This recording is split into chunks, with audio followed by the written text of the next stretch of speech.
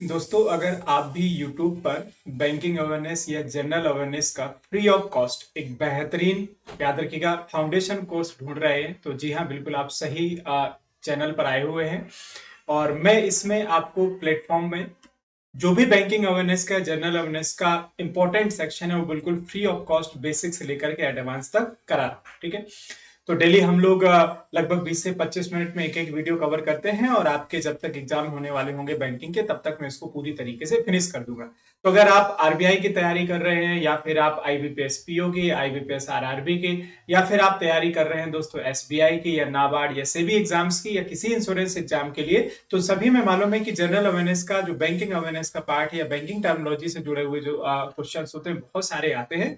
तो अगर आप इस कोर्स को बिगिनिंग से लेकर के एंड तक देखेंगे तो बहुत अच्छा आपका कॉन्फिडेंस लेवल होगा जो डेवलप हो जाएगा। और मैं ये बात बिल्कुल दावे के साथ कह रहा हूं, और आप जब इसको पूरे कंप्लीट कर देंगे तब ये बात आपको खुद भी एहसास हो जाएगी। तो बिल्कुल जिस कोर्स के लिए आप बहुत सारा पैसा पे करते हैं वो यहाँ पर आपको पूरी तरीके से फ्री ऑफ कॉस्ट कवर करा दूंगा, बस इसको पेशेंस तरीके से समझिएगा। तो आज के इस लेक्चर में हम लोग पढ़ने वाले हैं इंडियन जो हमारा फाइनेंशियल सिस्टम है उसके स्ट्रक्चर के बारे में। क्योंकि जब तक आप बेसिक नहीं कर लेंगे तब तक आप जो मेन हमारा बैंकिंग हिस्ट्री थ्योरी का पार्ट या हिस्टोरिकल बैकग्राउंड है वो पूरे तरीके से आपको क्लियर नहीं होगा। तो जब भी हम लोग बात करते हैं इंडियन फाइनेंशियल सिस्टम की, तो इंडियन फाइनेंशियल सिस्टम को दोस्तों हम लोगों ने चार भागों में डिवाइड किया हुआ है। एक है फाइनेंशियल इंटरमीडिएटरीज, जिसको भी हम लोग फर्दर अलग अलग भागों में डिवाइड करेंगे, बीएफआई, एनबीएफआई। फिर है आपका फाइनेंशियल मार्केट जिसमें मनी मार्केट, कैपिटल मार्केट। फिर है फाइनेंशियल सर्विसेज, दो तरह की होंगी, एक फंड बेस्ड और एक फी बेस्ड। फिर होगा आपका फाइनेंशियल इंस्टीट्यूशंस या रेगुलेटरी बॉडीज, जैसे आपने आरबीआई के बारे में पढ़ा है, सेबी के बारे में पढ़ा है, टेलीकॉम जो ट्राई है, telecom regulatory authority of India है, कंपटीशन कमीशन ऑफ इंडिया है। तो ये एक्चुअली में क्या है, ठीक है, और ये किस तरीके से फंक्शन करती हैं, ये हम लोग पूरी तरीके से आज के सेशन में पढ़ने वाले हैं। ठीक है, सो नमस्कार दोस्तों, मेरा नाम है शिव तिवारी और मैं स्वागत करता हूं आप सभी का मेरे official channel that is लर्नो smart पर। अगर आपको ये वीडियो अच्छा लगे तो बिल्कुल अपने इस वीडियो को शेयर भी कर सकते हैं अपने दोस्तों के साथ, इस वीडियो को लाइक भी कर सकते हैं और इसको रेगुलर बेसिस पर आप फॉलो भी कर सकते हैं। तो यहाँ पर मैं पूरा आपका जो बैंकिंग अवेयरनेस का पोर्शन है वो बिल्कुल बेसिक से लेकर के एडवांस तक कराने वाला हूं।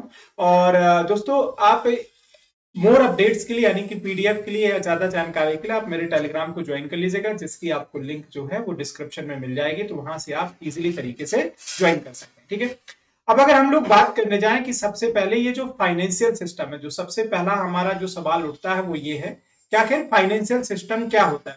भाई इंडियन फाइनेंशियल सिस्टम कैसा है ये तो हम लोग बाद में जानेंगे ना, पहले हमें ये जानने की जरूरत होती है कि फाइनेंशियल सिस्टम आखिर होता क्या है। ठीक है, तो देखिए आप सभी को मालूम है कि फाइनेंशियल सिस्टम एक ऐसा सिस्टम होता है जहां पर पैसे का जो ट्रांसफर होता है वो हायर से लोअर की ओर होता है।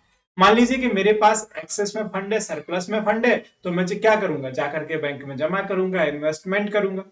अब ये जो बैंक के पास पैसा डिपॉजिट के तौर पर पहुंचेगा, इन्वेस्टमेंट के तौर पर पहुंचेगा, तो उसी बैंक में कोई व्यक्ति बोरो करने के लिए, लोन बोरो करने के लिए आया होगा, बोरोवर होगा। ठीक है, तो जिस व्यक्ति के पास फंड की कमी होती है वो बोरो करने के लिए आता है, और जिसके पास एक्स्ट्रा या सरप्लस फंड होता है वो डिपॉजिट करने के लिए आता है। ठीक है, तो एक फाइनेंशियल सिस्टम आप कह सकते हैं कि वित्तीय प्रणाली एक ऐसी प्रणाली होती है कि जिसमें पैसे का जो आवागमन है वो हायर से किसकी ओर होता है, डेफिशिट की ओर होता है, यानी कि लोअर की ओर होता है। ठीक है, तो इसको बहुत ही सिंपली भाषा में आप ये समझा सकते हैं कि financial system is a system where money circulate from the surplus fund to the, आप क्या कह सकते हैं, डेफिसिट फंड। ठीक है, इसकी बहुत ही सीधी सी मतलब एक छोटी सी भाषा है, इसमें ज्यादा दिमाग लगाने की कोई जरूरत ही नहीं होती है। ठीक है, तो जो लोग ज्यादा पैसा रखते हैं वो जाकर के, आपको मालूम है कि बैंक वगैरह में अपना पैसा जमा करके आते हैं जिससे उनको ब्याज वगैरह मिलता है, और जिसके पास फंड की कमी होती है वो सेम बैंक में जाकर के लोन बोरो करता है। ठीक है, तो ये इस तरीके से हमारा फाइनेंशियल सिस्टम का काम करता है, जैसे हम लोग बात करते हैं कि bank work as a financial intermediary that accept the deposit from the depositor, because depositor have the surplus fund. मान लीजिए कि आप किसी सरकारी नौकरी को करते हैं तो उसमें से आपके मंथ में कुछ एक्सपेंस होते होंगे, उससे जो बचत पैसा होता होगा आप बैंक में डाल देते होंगे, तो जो आपका एक्स्ट्रा पैसा था आपने बैंक में डाल दिया। अब बैंक भी आपको उस पर ब्याज दर देगा, लेकिन कहां से देगा, उसके लिए बैंक उस पैसे पर कुछ प्रॉफिट अर्न करेगा। तो उस बैंक के पास कुछ बोरोवर आएंगे, डेटर आएंगे, जिनको वो कुछ सरप्लस फंड पर इंटरेस्ट रेट पर लोन दे देगा, जैसे हाउस लोन हो गया, कार लोन हो गया, पर्सनल लोन हो गया। तो मान लीजिए कि आपके डिपॉजिट पर उसको 4 से 5% ब्याज देना है सेविंग पर, तो क्लियर सी बात है कि जो लोन लेंड करेगा वो 8 से लेकर के 14% के बीच में लेंड करेगा, ठीक है। तो उसके बीच में वो मार्जिन मेंटेन करेगा। तो फाइनेंशियल सिस्टम का मतलब है एक ऐसा सिस्टम जहां पर हमेशा पैसे का जो ट्रांसफर है वो सरप्लस से डेफिशिएंट के तौर पर होगा। तो बैंक भी तो यही क्या करता है, बैंक क्या करता है, डिपॉजिट लेता है, एक्सेप्ट करता है डिपॉजिटर से। किन डिपॉजिटर से, जिनके पास सरप्लस फंड है। और बैंक लोन देता है किसको, डेटर को या बोरोवर को। और ये डेटर और बोरोवर कौन है, कोई बिजनेस कम्युनिटी है जिनको किसी नए प्लांट, किसी इंडस्ट्री को सेटअप करने के लिए पैसा चाहिए, या फिर वो लोग हैं जिनके पास पैसे की कमी है, जिनके पास डेफिशिएंट फंड है, ठीक है। तो इस तरीके से हमारा फाइनेंशियल सिस्टम आपका ऑपरेट होता है। तो बैंक को भी हम लोग क्या कह सकते हैं कि bank is a financial intermediary that circulate money from one person to another person, यानी कि surplus to deficit, higher to lower, debtor to sorry creditor to debtor, ये depositor to borrower। तो इस तरीके से ये आपकी लैंग्वेज होती है, क्योंकि एग्जाम में जब आप जाते हैं तो इससे जुड़े हुए सवाल कई बार आते हैं। समझ में आ गया। तो अगर हम लोग पूछने जाएं कि what is the relation between the bank and the customer, तो एक बहुत ही सिंपल सा सवाल है कि बैंक और कस्टमर के बीच में संबंध क्या होता है। तो एक ही संबंध है, क्रेडिटर एंड डेटर का संबंध होता है। तो अगर मैंने जमा किया है पैसा तो मैं क्रेडिटर हूं, और मान लीजिए अगर मैंने पैसा विड्रॉ कर लिया है तो मैं क्या हूं, डेटर हूं। तो बैंक दोनों के बीच में एक इंटरमीडिएटरी यानी कि मध्यस्थता का काम करता है, ठीक है। तो आई होप कि जैसे मैंने बात कर ली कि यहाँ पर कोई एक पर्सन है जिसके पास कैसा है, सरप्लस फंड है, ठीक है। वो बेचारा ईमानदारी से नौकरी वगैरह कर रहा है, उसको जो मतलब व्यवसाय वगैरह में ज्यादा कोई इंटरेस्ट नहीं है। तो वो क्या करेगा कि उसके पास जो भी मंथली एक्सपेंस से पैसा बचेगा वो क्या कर देगा, बैंक में जाकर के जमा करने का ट्राई करेगा, सो दैट उसको उस पर हाइयर इंटरेस्ट रेट मिल सके, ठीक है। अब ये मैंने हाउस होल्ड की बात कर दी, ठीक है। जैसे मैं इसको यहाँ पर थोड़ा बहुत खुद को हाइड कर लेता हूँ, सो दैट आप ये ज्यादा तरीके से, प्रॉपर तरीके से एक्सप्लेनेशन देख पाएंगे, ठीक है। सो दैट आपका कोई कंटेंट हाइड नहीं होगा। आई होप कि ये पिछली वाली स्लाइड आपने देख ली होगी, बाकी मैं पीडीएफ दे दूंगा, वहां से देख लीजिए। मान लीजिए कोई यहाँ पर एक कोई पर्सन है, आम आदमी, यानी कि कोई मैंगो मैन है जो दिन रात मेहनत करता है, और ये मतलब या ज्यादा रिस्क वगैरह नहीं ले सकता। तो ये क्या करेगा, सुबह शाम मतलब 9 to जो 5 या 6 PM की जॉब है वो करेगा। तो इसमें क्या करेगा, जहां पर ये अपनी सर्विस दे रहा होगा वहां पर इसको सैलरी मिलेगी। समझ में आ गया ना, ठीक है। अच्छा, अब आप देखेंगे, मान लीजिए कि इसके पास कोई बिल्डिंग वगैरह है तो उससे रेंट आ रहा होगा। मान लीजिए कि इसका कोई व्यवसाय वगैरह है तो उससे प्रॉफिट आ रहा होगा। मान लीजिए कहीं पर इसने कोई पैसा डिपॉजिट किया है तो उससे इंटरेस्ट आ रहा होगा। तो हाउस होल्ड का मतलब होता है आप और मेरे जैसे लोग, ठीक है, जो हम लोग अपना नॉर्मल जीवन जीते हैं, मतलब मैंगो मैन, जो मिडिल इंसान होता है, मतलब कह सकते हैं ना मध्यम वर्ग का व्यक्ति होता है। तो इसने क्या किया कि इसके पास जो भी पैसा था, इसने क्या किया, जाकर के एक बैंक में डाल दिया कि भाई साहब मेरे पास जो सेविंग बची हुई है मैं आपके पास जमा करता हूँ। ये उसने गया बैंक के पास, क्या कर दिया, अपना डिपॉजिट कर दिया। अब इसने जो भी डिपॉजिट किए होंगे वो कई तरीके से हो सकते हैं। डिमांड डिपॉजिट है ना, आपने पढ़े होंगे, डिमांड डिपॉजिट जिसमें करंट और सेविंग अकाउंट आता है। Long term deposit, fix deposit, FD, RD हो सकता है, ठीक है। तो बैंक ने इस पे क्या करना है कि कोई ब्याज दर देना है, ठीक है। तो ये जो बैंक डिपॉजिट पे ब्याज दर देती है, एक्चुअली में ये बैंक के लिए क्या है, लायबिलिटी है, ठीक है भाई। बैंक के लिए तो ये कॉस्ट है ना, मेरे लिए आप कह सकते हो कि प्रॉफिट है। तो मैं यहां पर किसके तौर पर काम कर रहा हूं बैंक में, याद रखिएगा, क्रेडिटर के तौर पर काम कर रहा हूं, ठीक है। अब बैंक क्या करेगा कि बैंक ने भी इस पर प्रॉफिट निकालना है भाई, बैंक ने भी अपनी पूरी संस्था को चलानी है, उसने भी मार्जिन अर्न करना है और डिपॉजिटर को पैसा भी देना है। तो यहां पे क्या करेगा कि बैंक, जो कोई बिजनेस मैन होगा, मान लीजिए कि कोई अडानी है, अंबानी है, विजय माल्या है, विजय माल्या को फिलहाल अब नहीं देगा, गलती हो गई है। तो ये क्या करेंगे, बिजनेस फर्म को यहाँ पर लोन दे देंगे, ठीक है। अब ये जो भी लोन दिया गया है इस पर क्लियर सी बात है कि जो बोरोवर है वो ईएमआई भरेगा, यानी कि प्रिंसिपल प्लस इंटरेस्ट देगा। और ये जो इंटरेस्ट देने जा रहा है बैंक, इस पर क्या है एक्चुअली में, तो आपको मालूम है कि प्रॉफिट मिलने वाला है बैंक के लिए। तो ये जो लोन दिया गया है इस पर जो इंटरेस्ट मिल रहा है, ये बैंक के लिए क्या है, असेट्स है। समझ में आ गया। तो ये जो होता है ये किसके तौर पर काम कर रहा है, ये डेटर के तौर पर काम कर रहा है, ठीक है। तो क्लियर सी बात है, आपने पढ़ा कि जो फाइनेंशियल मार्केट होता है एक ऐसा मार्केट होता है जिसमें पैसे का जो सर्कुलेशन है वो सरप्लस से हमेशा किसकी ओर होता है, डेफिशिएंट की ओर होता है, ठीक है। तो ये मान लीजिए मैंगो मैन है, हमारे हमारे आम आदमी, ठीक है, जो साधारण जीवन जीते हैं अपना, और जो भी पैसा बचता है वो बैंकों में डाल देते हैं। और ये हमारे कौन से हैं, तो आई होप कि आप देख पा रहे होंगे, ये हमारे कौन है, बिजनेस ओरिएंटेड कम्युनिटी है। तो इस तरीके से आपका जो फाइनेंशियल मार्केट है वो काम करता है। ठीक है। और इन दोनों के बीच में कई तरह की संस्थाएं होती हैं, बैंकिंग भी होती हैं, कई बार नॉन बैंकिंग भी होती हैं, जैसे वो आता है मुथूट फाइनेंस, जब घर में पड़ा हो सोना फिर काहे का रोना, ठीक है, तो एनबीएफआई में आ जाएंगे, नॉन बैंकिंग फाइनेंस इंस्टीट्यूशन यानी नॉन बैंकिंग फाइनेंशियल कंपनीज में आ जाएंगे, एनबीएफसी में।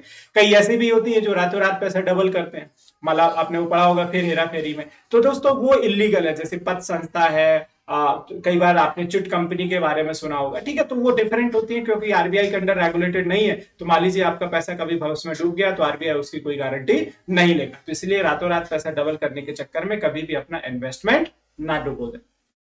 आपने लिखा होगा ना, आरबीआई एक देता है सावधान, ठीक है, investment is a subject to risk, तो भाई साहब अपना जो पैसा डाले बहुत ही बचत से ही डाले, क्योंकि जो ज्यादा मुनाफे के चक्कर में रहता है उसका पैसा भी डूब जाता है, ठीक है। लक्ष्मी चिट फंड तो सुना होगा ना आपने, उसमें हेरा फेरी में दोबारा कभी पैसा नहीं आ पाया बाबू भाई का। तो क्लियर सी बात है, ये समझ में आ गया कि एक्चुअली में फाइनेंशियल मार्केट का मतलब क्या होता है, एक ऐसा मार्केट जहां पर पैसे का जो सर्कुलेशन वो सरप्लस से किसकी ओर हो रहा हो, डेफिसिट की तौर पर हो रहा हो, उस मार्केट को हम लोग क्या बोलते हैं, सरप्लस फाइनेंशियल मार्केट बोलते हैं। तो इसमें एक कम्युनिटी ऐसी होती है जो किस तरह की होती है, सीकर्स ऑफ फंड होती है, हमेशा पैसे की तलाश में रहती है, जिसमें बिजनेस कम्युनिटी है, कोई बोरोवर लोन वाला भी है, मान लीजिए किसी को हाउस लोन लेना है, किसी को पर्सनल लोन लेना है, किसी को व्हीकल लोन लेना है, केसीसी भी है, हर तरह के इसमें, ठीक है। और दूसरे वो लोग होते हैं जिनके पास बचत का पैसा बच रहा है, दिन रात अपना पेट काट करके पैसा बचाते हैं और बैंक में डालते हैं, कई बार बेचारी बैंक फेल हो जाती है तो उनका पैसा भी डूब जाता है, कई बार लोग करोड़ों रुपए लेकर के विदेश में भी भाग जाते हैं, ठीक है।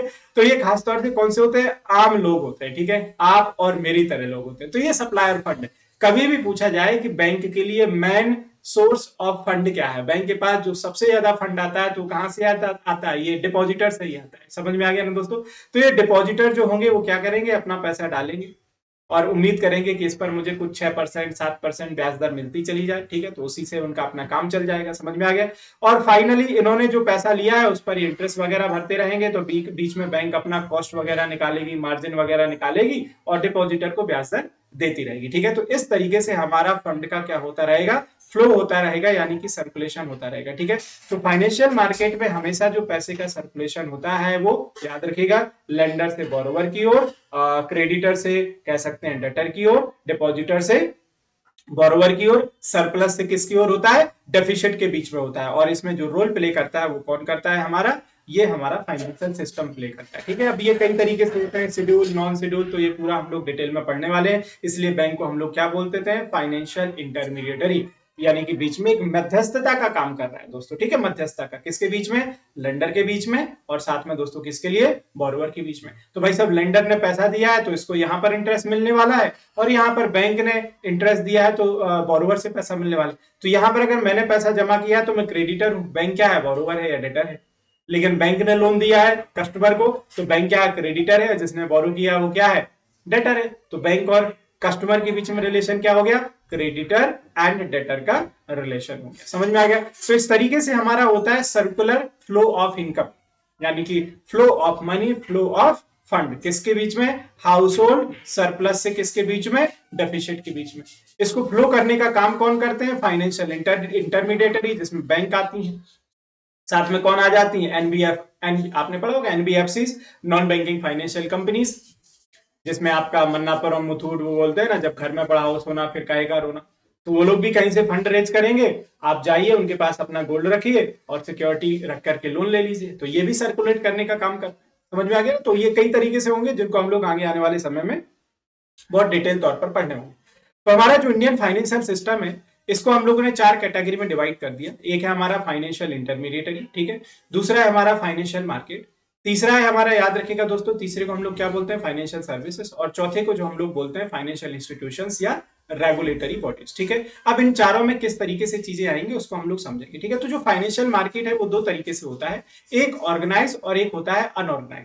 ऑर्गेनाइज का मतलब है जहां पर कोई रेगुलेटरी बॉडी होगी, यानी कि सब कुछ किसी ना किसी एक ऑर्गेनाइजेशन के कंट्रोल में होगा, समझ में आ गया, किसी न किसी एक ऑर्गेनाइजेशन के कंट्रोल में होगा, जैसे बैंकिंग सिस्टम आरबीआई के कंट्रोल में, इन्वेस्टमेंट देख लोगे तो सेबी के कंट्रोल में, इंश्योरेंस देख लोगे तो आईआरडीआई के कंट्रोल में, ठीक है। तो यहां पर एक कोई रेगुलेटरी बॉडी होगा, समझ में आ गया। तो जो रिस्क होगा वो लेस होगा, तो जहां पर रिस्क लेस है प्रॉफिट भी लेस ही होगा, जहां पर रिस्क हाई प्रॉफिट हाई, समझ में आ गया, जहाँ प्रॉफिट हाई रिस्क हाई, ठीक है, इसलिए तो फिर वो बाबू भाई के पूरे रुपए डूबे हुए थे, आपको याद हो, लक्ष्मी चिट फंड में, ठीक है। अनऑर्गेनाइज का मतलब होता है, जैसे मैंने आपको बताया, एक पथ संस्थाएं चलती हैं, ये महाराष्ट्र में काफी चलती हैं, बहुत सारे लोगों का पैसा डूब जाता है, ठीक है। जैसे आपने पढ़ा चिट फंड पढ़ते हैं, ठीक है, तो शारदा चिट फंड आपने सुना होगा, जैसे आपने निधि कंपनी के बारे में सुना होगा दोस्तों, ठीक है, निधि कंपनी। तो इनमें अगर आप पैसा जमा करते हैं, ठीक है, तो इसमें आप अपने रिस्क पर ही जमा करिए। आपने कई बार सुना होगा, लोग बीसी एक ग्रुप बना लेते हैं, उस ग्रुप में पैसा डालते रहते हैं, वैसा हम लोग हजार हजार इकट्ठा करेंगे, 12 लोगों का ग्रुप होगा, उसमें से किसी एक की बीसी निकलेगी, उसके पास पूरा फंड चला जाएगा। तो इस तरीके से साल में एक बार रोटेशन होकर के मेरे पास भी पूरा पैसा आ जाएगा, तो ये भी चलते हैं। लेकिन मान लीजिए कोई व्यक्ति बेईमानी कर गया, किसी ने पैसा लिया और विदेश भाग गया, ठीक है, तो ये एक बहुत बड़ा अपने आप में रिस्क होता है अनऑर्गेनाइज सेक्टर में। तो याद रखिएगा, यहाँ पर चीजें कैसी हैं, रिस्क ओरिएंटेड है दोस्तों, ठीक है, रिस्क ओरिएंटेड। मान लीजिए सेठ और साहूकार किसी को लोन दे रहे हैं, तो वो भी कैसा है, रिस्क ओरिएंटेड है, ठीक है, तो अनऑर्गेनाइज सेक्टर में आ जाएगा। तो आपको मतलब ऑर्गेनाइज और अनऑर्गेनाइज की चीजें क्लियर होगी।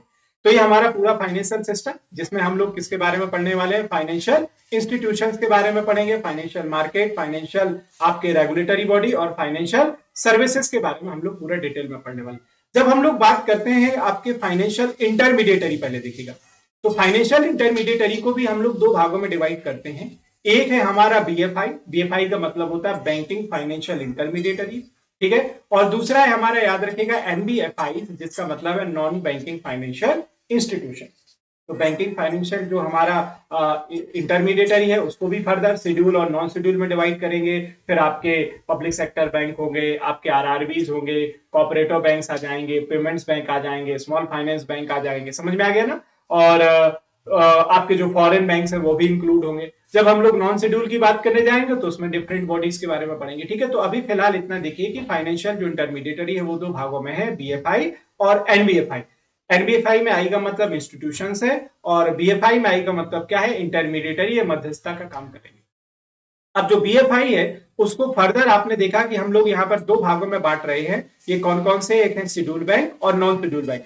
मैं शेड्यूल बैंक और नॉन शेड्यूल बैंक में आपके लिए एक सेपरेट याद रखिएगा लेक्चर लेकर के आऊंगा, क्योंकि ये समझाना बहुत जरूरी हो जाता है डिटेल में, क्योंकि जब आप इंटरव्यू वगैरह में जाते हैं तो इससे बहुत सारे सवाल आते हैं आपको, ठीक है ना, और एग्जाम में भी इस पर एमसीक्यू बनते हैं। तो मैं सेपरेट एक वीडियो लेकर के आऊंगा, छोटा सा वीडियो होगा, बहुत आसानी से क्लियर हो जाएगा कि कौन सी बैंक शेड्यूल कहलाती हैं और कौन सी नॉन शेड्यूल। हमारे देश में वर्तमान में कितनी नॉन शेड्यूल बैंक है अभी, और अगर नहीं है तो किस अधिनियम के तहत और कब कब उनको शेड्यूल में कन्वर्ट कर दिया गया, इनके लिए क्या क्या कंडीशंस होती हैं, इनको कितना पेड अप कैपिटल मेंटेन करना पड़ता है, आरबीआई की कौन कौन सी कंडीशन इन पर एप्लीकेबल होती है, वो सब हम लोग देखने चाहेंगे। और मैं बोल रहा हूं तो बस मेरे पर यकीन मानिए कि मैं कवर कराऊंगा तो कराऊंगा दोस्तों, है ना।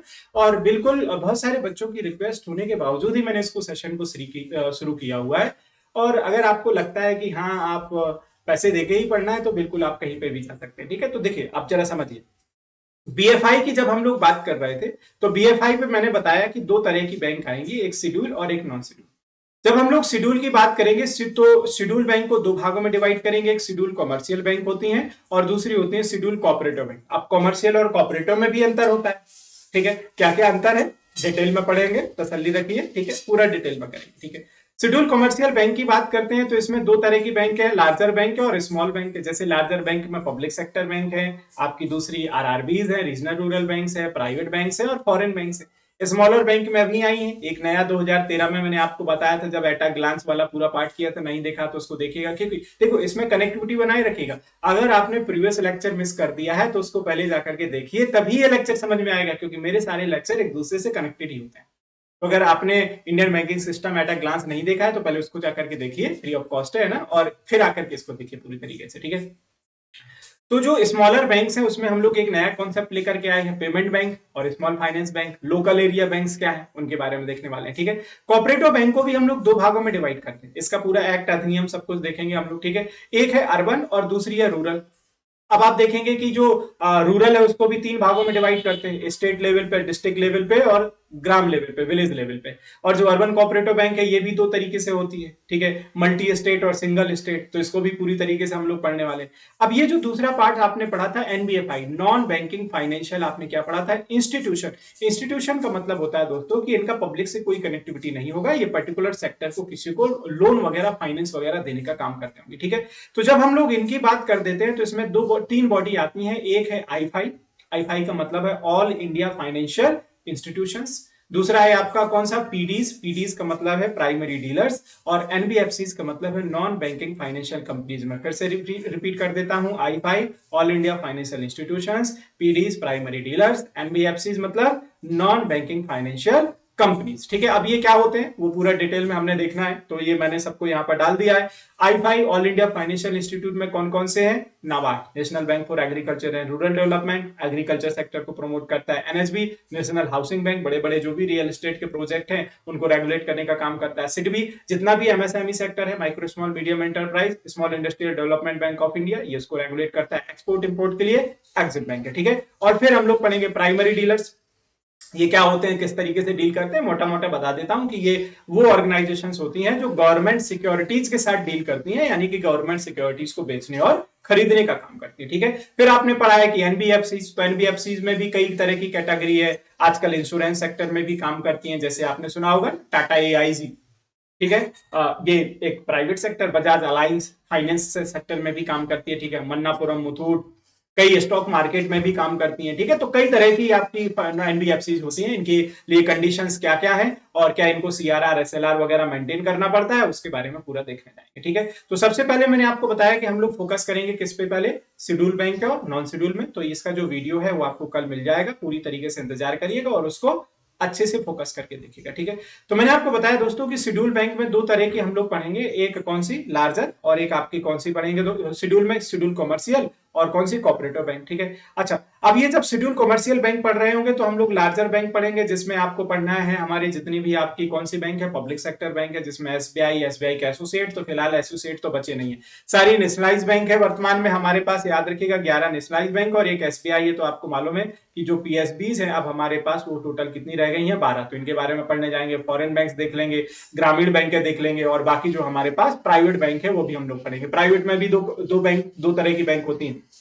New generation, old generation. ठीक है, इतनी सारी बातों को सुनकर के डरिएगा मत, बहुत सिंपल है, बहुत आसान है, बस मेरे साथ 1 बाय 1 लगे रहिएगा और मैं आपको बहुत अच्छे तरीके से कवर करा दूंगा। और अगर आपने इन वीडियो को बहुत बेसिक से एडवांस तक पढ़ा है तो आप आरबीआई, नाबार्ड, सेबी वगैरह के एग्जाम भी बहुत इजीली से दे पाएंगे, तसल्ली से दे पाएंगे। ठीक है, अब देखिए दोस्तों, मैंने आपको बताया कोऑपरेटिव बैंक में तो दो तरह की थी, एक अर्बन और एक रूरल। रूरल में आपने देखा तो आप देखेंगे दोस्तों, एक आपकी क्या रहेगी, स्टेट लेवल पे, डिस्ट्रिक्ट लेवल पे काम करेंगी, और एक विलेज लेवल पे पूरी तरीके से काम करेंगी। ठीक है, जहां की हालत अभी बहुत खराब है, कई लोगों का पैसा डूबता है विलेज लेवल पे। ठीक है, उस पर क्योंकि आरबीआई का कोई कंट्रोल नहीं। फिर अर्बन में आप देखेंगे सिंगल स्टेट और मल्टी स्टेट, तो कई मतलब सॉरी अर्बन कोऑपरेटिव जो है कई ऐसे एक से ज्यादा राज्यों में काम कर रही है, तो वो कैसी होती है, मल्टी स्टेट। और single state with in state काम कर रही है, जैसे उड़ीसा कोऑपरेटिव बैंक, तो उड़ीसा में कब आप बड़े बड़े शहरों में जाएंगे तो हर एक कोऑपरेटिव बैंक के नीचे लिखा होगा एक ब्रैकेट में कि ये सिंगल स्टेट है या मल्टी स्टेट है दोस्तों। ठीक है, तो ये हमारा देख लिया आपने फाइनेंशियल इंटरमीडिएटरी वाला पार्ट।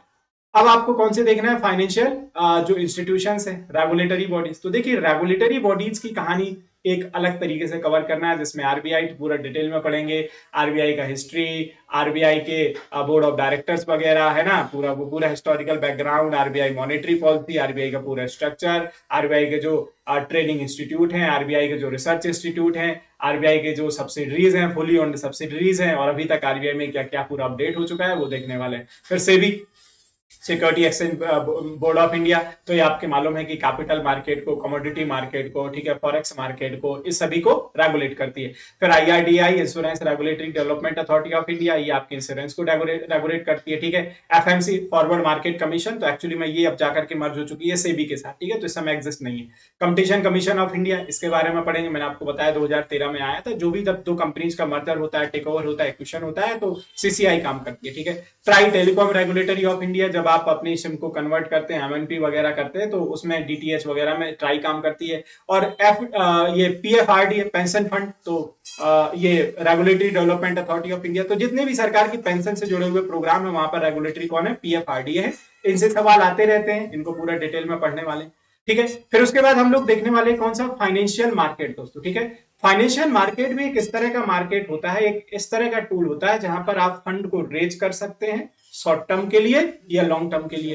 तो यहां पर आप फंड क्या कर सकते हैं दोस्तों, रेज कर सकते हैं। मैंने आपको बताया कि शॉर्ट टर्म के लिए, लॉन्ग टर्म के लिए। तो अगर आप शॉर्ट टर्म के लिए यहां पर फंड रेज कर रहे हैं तो वो मनी मार्केट है, और लॉन्ग टर्म के लिए अगर आप फंड रेज कर रहे हैं तो किस तरह का होता है, कैपिटल मार्केट होता है। तो दो तरह के हम लोग मार्केट पढ़ने वाले हैं यहाँ पर। एक होगा आपका कौन सा, मनी मार्केट दोस्तों, ये मैंने आपको बता दिया कि शॉर्ट टर्म होगा। शॉर्ट टर्म का मतलब होता है लेस देन, याद रखिएगा, 1 ईयर। यानी यहां पर जो भी आपका पैसे का बोरोइंग या लेंडिंग होगा वो लेस देन 365 डेज होगा। ठीक है, याद रखिएगा कैसे होने वाला है, लेस देन 365 डेज होने वाला है। ठीक है, और कैपिटल मार्केट कैसा होता है, लॉन्ग टर्म होता है। ठीक है, तो कैपिटल मार्केट दोस्तों होता है लॉन्ग टर्म, और ये हमेशा कैसा होगा, मोर देन 365। तो जो भी पैसे की लेंडिंग बोरोइंग होगी वो मोर देन 365 डेज होगी। ठीक है, अब मनी मार्केट के रेगुलेटरी यहाँ पर आरबीआई आपको देखने को मिलेगी। ठीक है, और ये जो कैपिटल मार्केट है यहाँ पर रेगुलेटरी कौन मिलेगा, सेबी। ऑलरेडी यहाँ पर मैंने सब डाला हुआ है। मनी मार्केट के अलग अलग हम लोग दोस्तों इंस्ट्रूमेंट पढ़ेंगे, जिसमें सबसे पहले कॉल मनी है, नोटिस मनी है, टर्म मनी है, ट्रेजरी बिल्स है, कॉमर्शियल पेपर्स है, सीपीज जिनको हम लोग बोलते हैं। ठीक है, कॉमर्शियल बिल्स होते हैं दोस्तों। ठीक है, सीबीज हम लोग बोलते हैं। ठीक है, तो ये पूरे पढ़ने वाले। जब कैपिटल मार्केट की बात करेंगे तो इसको दो तरीके से पढ़ने जाएंगे, एक प्राइमरी कैपिटल मार्केट, दूसरा सेकेंडरी कैपिटल मार्केट। ठीक है, तो इसमें share, IPO, FPO, bonds, debentures, ठीक है, म्यूचुअल फंड, हुंडीज, ये सब कुछ पूरा डिटेल में देखने वाला है। ठीक है, कैपिटल मार्केट पढ़ने वाले होंगे हम लोग। अच्छा, अब देखो इसके बाद सबसे जो लास्ट में आता है मित्रों, वो कौन सा आता है आपका, फाइनेंशियल सर्विसेज। तो फाइनेंशियल सर्विसेज बहुत इंपॉर्टेंट है।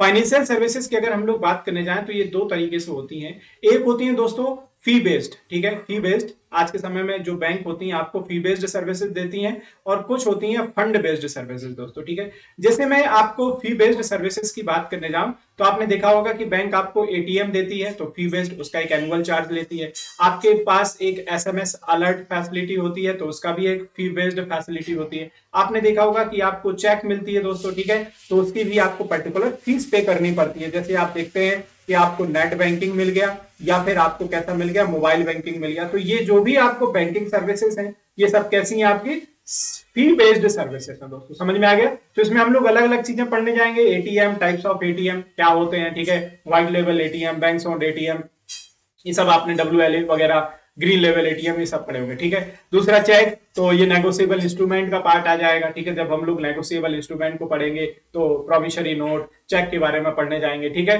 आप बिल ऑफ एक्सचेंज को देखने जाएंगे, और जब नेट बैंकिंग पढ़ेंगे तो आप IFSC कोड देखने जाएंगे। ठीक है, NEFT, RTGS, IMPS, वो पूरा डिटेल में हम लोग पढ़ने वाले होंगे। ठीक है, UPI वगैरह जो सब देखेंगे। अब ये जो फंड बेस्ड सर्विसेज होती हैं दोस्तों, इसमें आपके वेरियस टाइप्स ऑफ लोन आ जाते हैं। ठीक है, जिसमें आप होम लोन की बात कर सकते हैं। ठीक है, आप व्हीकल लोन यानी कि कार लोन वगैरह की बात कर सकते हैं, आप पर्सनल लोन वगैरह की बात कर सकते हैं। तो ये जितने भी आपके, याद रखिएगा, ये हैं सब आपके कैसे हैं, लोन्स वगैरह फंड बेस्ड सर्विसेज में है। और ये जो होती हैं आपके एटीएम, SMS, चेक, और ये जो वेरियस काइंड ऑफ सर्विसेज, ये किस में आ जाती हैं, फी बेस्ड सर्विसेज में आ जाती है। ठीक है, तो ये था हमारा पूरा का पूरा किसका, structure of Indian financial system. I hope कि सब कुछ क्लियर हो गया होगा। Financial intermediary, BFI, NBFI। BFI में schedule, sorry, commercial bank, sorry schedule bank, non schedule. Schedule bank में कॉमर्शियल और कॉपरेटिव। कॉमर्शियल में लार्जर और स्मॉलर, कॉपरेटिव में अर्बन और रूरल। ठीक है, समझ में आ गया? अच्छा, NBFI में IFI, PDs और कौन सा, NBFC। फाइनेंशियल मार्केट में मनी मार्केट, कैपिटल मार्केट, और मनी मार्केट में कौन कौन सी चीजें, तो call money, notice money, term money, commercial paper, certificate deposit, treasury bills. ठीक है, वो देखेंगे। अच्छा, साथ में जब कैपिटल मार्केट मनी, उसकी कैपिटल मार्केट की बात करेंगे तो प्राइमरी, सेकेंडरी, IPO, FPO। ठीक है, समझ में आ गया? बॉन्ड्स, डिवेंचर्स, वो सब कुछ देखने वाले होंगे। ठीक है, फाइनेंशियल सर्विसेज में fee based, fund based. Regulatory bodies में RBI हो गया, सेबी हो गया। ठीक है, दूसरा आपने किसके बारे में पढ़ लिया, ट्राई के बारे में पढ़ लिया, PFRDA के बारे में पढ़ लिया। ठीक है, IRDAI के बारे में पढ़ लिया, कंपटीशन कमीशन ऑफ इंडिया के बारे में पढ़ लिया। ठीक है, सो दोस्तों ये हमारा पूरा का पूरा आज का ये टॉपिक था। स्ट्रक्चर जो है आपको समझ में आ चुका होगा, फाइनेंशियल सिस्टम किसको बोलते हैं और इसका स्ट्रक्चर किस तरीके से काम करता है। अब कल से सबसे पहले शुरू करने वाला हूं मैं किसको, फाइनेंशियल इंटरमीडिएटरी। तो पूरी तरीके से जो बैंकिंग व्यवस्था है हमारे देश की उसको पढ़ेंगे।